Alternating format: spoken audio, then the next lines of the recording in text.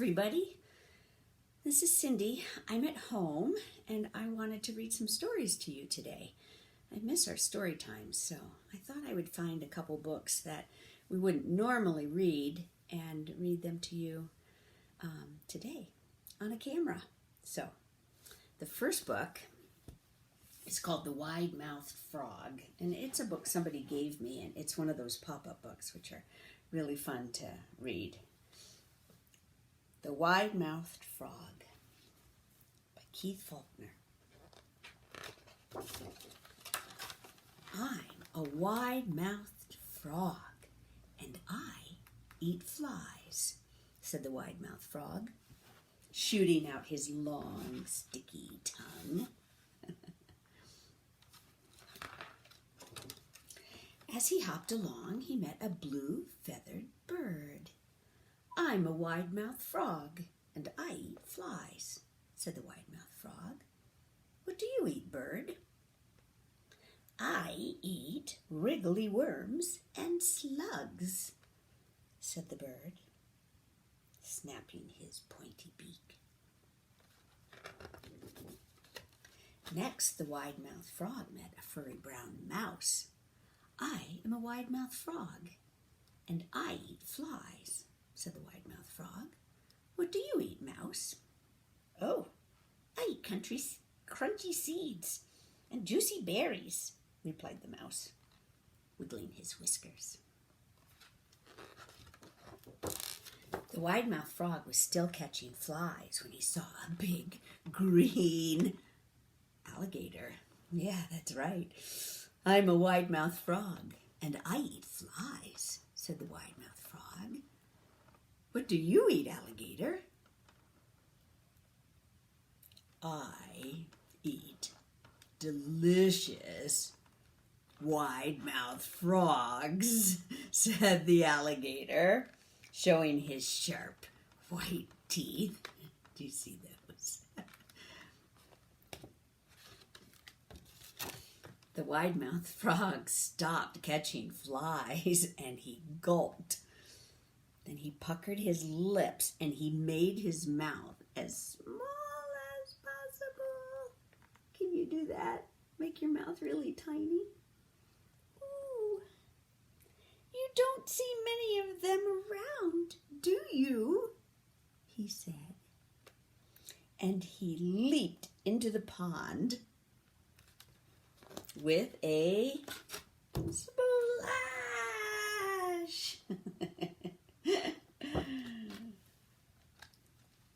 So I thought we would do a finger play about frogs that are splashing into the pool. So take your 5 fingers and then put your arm under. This is going to be the log. These are your 5 frogs.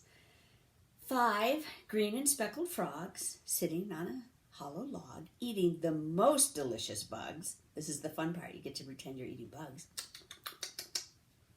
1 jumped into the pool where it was nice and cool, leaving 4 little speckled frogs. 5 green and speckled frogs sitting on a hollow log, eating the most delicious bugs. 1 jumped into the pool where it was nice and cool, leaving 3 green and speckled frogs. 3 green and speckled frogs sitting on a hollow log, eating the most delicious bugs. 1 jumped into the pool where it was nice and cool, leaving 2 green and speckled frogs. 2 green and speckled frogs sitting on a hollow log, eating the most delicious bugs. 1 jumped into the pool where it was nice and cool, leaving 1 green and speckled frog. So 1 green and speckled frog sitting on a hollow log, eating the most delicious bugs. You could also stick out your tongue and eat them like frogs do. He jumped into the pool where it was nice and cool, leaving no green and speckled frogs. They're all swimming around in the water. Did you know something? We all drink water, right? We drink a lot of water. Frogs don't drink water. They absorb the water through their skin. That's why frogs need water to survive. They like to swim in the water and sit in the water. So if you see a frog in the water, that's a good sign. That means frogs are healthy and the planet is doing well. All right, I have one more story. And this is a story that I love by Jules Pfeiffer called The Daddy Mountain. And it is no longer in print. And this poor book got so well loved and used that it's kind of a mess now. So I don't have it available to check out anymore, but it's a great story. So I thought I'd read this one today. The Daddy Mountain by Jules Pfeiffer. Watch me. I'm getting ready to climb the Daddy Mountain. It's very high. But first, I need something to drink. Fruit juice gives me energy to climb the Daddy Mountain. But first I have to put the empty glass in the sink, or my mother will get mad. Okay, I have to be brave. So, I start by climbing the mountain's feet. You have to be careful, or you could lose your balance. I wrap my arms tight around a leg.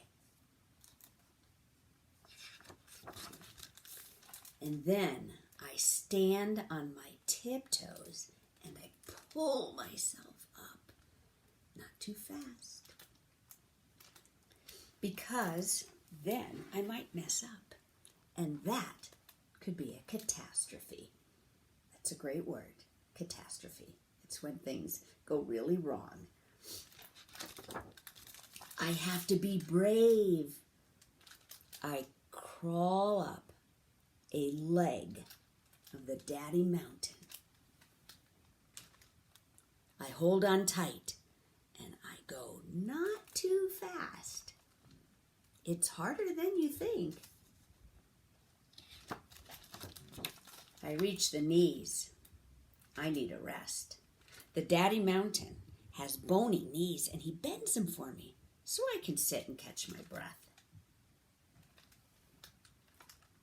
I don't want to dawdle. I have to be brave. I reach as high as I can and grab the belt of the Daddy Mountain. I pull myself up with both hands. I'm halfway. Don't look down. I have to be extra careful because of how high I am. I could slip. And that would be a catastrophe. I have to be brave. Very carefully, I take one hand off the belt, and with my free hand, I grab a piece of shirt and I pull myself up. Remember, this Daddy Mountain must wear a shirt. Because if you grab hold of his skin, that would hurt. Might get mad. Okay, so 2 more grabs and I'm up to the collar. Now, this is the tricky part, also scary. I swing one foot wide as I can onto a shoulder, and then the other foot, here she goes. So I'm kind of like sitting on his shoulder like it's a chair. Very carefully, I start to stand up. This is where I don't want to think too much. I grab an ear. This is no time to make a mistake. Inches from the top, I can't believe I'm so brave. I shout to my mother, "Come quick! I climbed the Daddy Mountain." Are you ready? Daddy says, "No problem." She's fine. Look how taped up this poor page is.